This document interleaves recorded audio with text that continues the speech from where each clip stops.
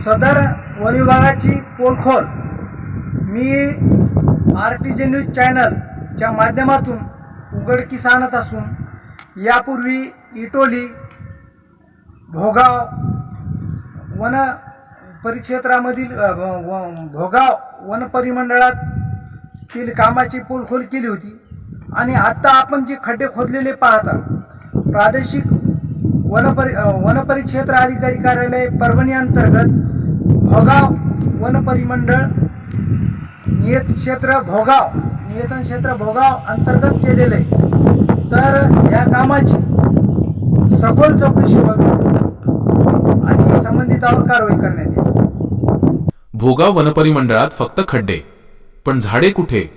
कोट्यवधींच्या निधीचा हिशोब कोण देणार? सामाजिक कार्यकर्ते संजय रामराव आडे यांचा वन विभागावर खळबळजनक आरोप। आपण पाहत आहात RTJ न्यूज माइन, जनतेच्या प्रश्नांसाठी थेट आवाज।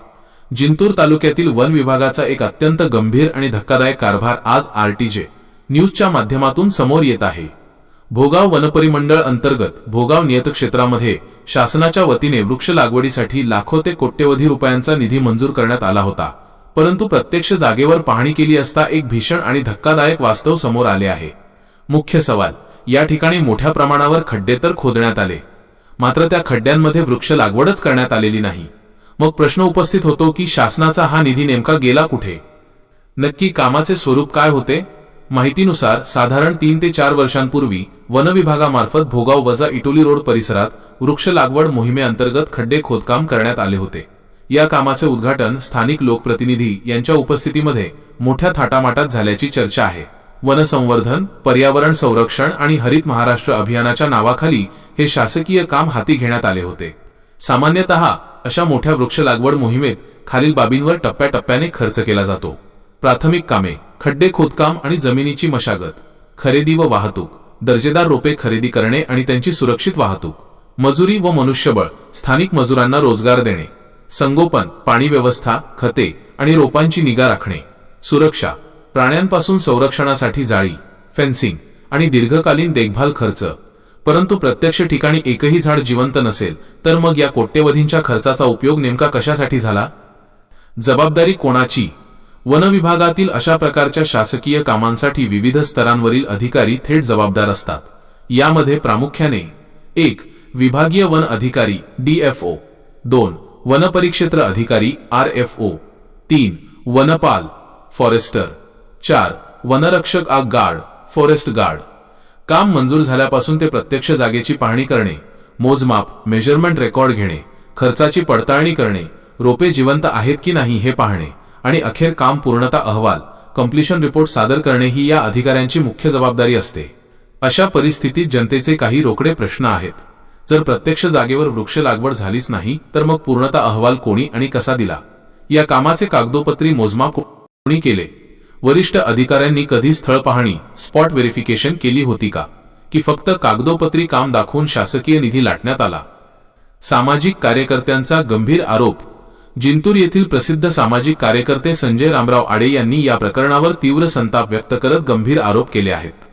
ते म्हणाले, फक्त खड्डे खोदून शासनाचा निधी खर्च झाल्याचे दाखवण्यात आले, प्रत्यक्षात तिथे एकही झाड नाही। बनावट बिले जोडणे, बोगस मजूर दाखवणे आणि केवळ कागदोपत्री खर्च दाखवून शासकीय निधी हडप करण्यात आला असल्याची दाट शक्यता आहे।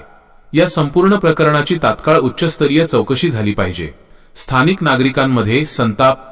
भोगाव आणि इटोली परिसरातील स्थानिक नागरिकांच्या मते ज्या ठिकाणी प्रत्यक्ष डोळ्यांना झाडेच दिसत नाहीत तिथे लाखो रुपयांचा खर्च दाखवणे म्हणजे जनतेच्या करोडरूपाने गोळा झालेल्या पैशांचा घोर अपव्यय आहे।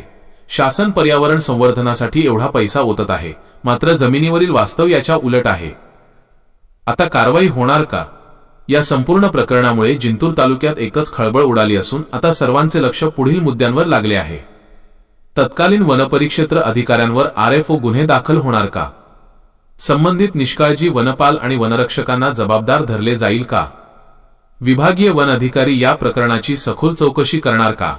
यासाठी एखादी स्वतंत्र तांत्रिक समिती टेक्निकल कमिटी नेमली जाईल का? RTJ न्यूज आणि संजय रामराव आडे यांच्या प्रमुख मागण्या। प्रमुख मागणी 1. या कामाची वन विभागाच्या वरिष्ठ अधिकाऱ्यांमार्फत तात्काळ स्थळ पाहणी स्पॉट इन्स्पेक्शन व्हावी. 2. संपूर्ण कामाची आर्थिक व तांत्रिक ऑडिट करून चौकशी व्हावी. 3. या कामाचे मोजमाप पुस्तक MB व झालेला खर्च सार्वजनिक पब्लिक करण्यात यावा. 4. कर्तव्यात कसूर करणाऱ्या संबंधित अधिकाऱ्यांची जबाबदारी निश्चित करावी. 5. शासकीय निधीचा अपहार करणाऱ्या दोषींवर विभागीय व फौजदारी क्रिमिनल गुन्हे दाखल व्हावेत. जनतेचा प्रश्न अगदी स्पष्ट आहे, वजा झाडे कुठे आहेत? जर काम प्रामाणिकपणे झाले असेल तर वन विभागाने त्याचे प्रत्यक्ष पुरावे द्यावेत आणि जर भ्रष्टाचार झाला असेल तर दोषींना तुरुंगाची हवा दाखवावी. अशाच रोखठोक आणि धक्कादायक बातम्यांसाठी आमचे YouTube चॅनल लाईक, सबस्क्राईब आणि शेअर नक्की करा. मी रफिक तांबोळी, संपादक RTJ न्यूज, जिंतूर. धन्यवाद. सदर वन विभागाची पोलखोल मी RTJ न्यूज चॅनलच्या माध्यमातून उघडकीस आणत असून यापूर्वी इटोली, भोगाव वन परिक्षेत्रामधील भोगाव वन परिमंडळातील कामाची पोलखोल केली होती. आणि आत्ता आपण जे खड्डे खोदलेले पाहतात, प्रादेशिक वन परिक्षेत्र अधिकारी कार्यालय परभणी अंतर्गत भोगाव वन परिमंडळ नियतन क्षेत्र भोगाव अंतर्गत केलेले. तर या कामाची सखोल चौकशी व्हावी आणि संबंधितावर कारवाई करण्यात यावी. मी संजय रामराव आडे, सामाजिक कार्यकर्ते, जिंतूर. सदर काम हे वन विभागाच्या अखत्यारीतलं आहे. विभागीय वन अधिकारी कार्यालय यांच्या अंतर्गत वन परिक्षेत्र प्रादेशिक विभाग परभणी यांच्याकडून हे जे आपण पाहत आहे, खड्डे खोदून वृक्ष लागवड करण्याचं काम हाती घेतलेलं होतं. हे काम अंदाजे 4 वर्षापूर्वी झालेलं असावं. या कामाचं उद्घाटन नामदार माननीय मेघनादिदी बोर्डीकर यांनी या कामाचं उद्घाटन केलं असं माहिती आहे. तर ह्या कामावर त्यावेळेला जे कोणी संबंधित वनपाल, गार्ड, प्रादेशिक विभागीय परिक्षेत्राचे अधिकारी हे सगळेनं ह्या कामावरचा निधी वृक्ष न लावता फक्त मोकळे असे खड्डे सोडून शासनाच्या निधीचा आभार केलेला आहे. तर याकडे विभागीय वन अधिकारी हिंगोली यांनी जायामोक्यावर येऊन या कामाची चौकशी करावी आणि त्यांच्या विरुद्ध कारवाई करावी आणि याकडे लोकप्रतिनिधींनी सुद्धा विशेष लक्ष घालावे. आपण हे जे काम पाहत आहे पूर्णतः खड्डे खुले आहेत.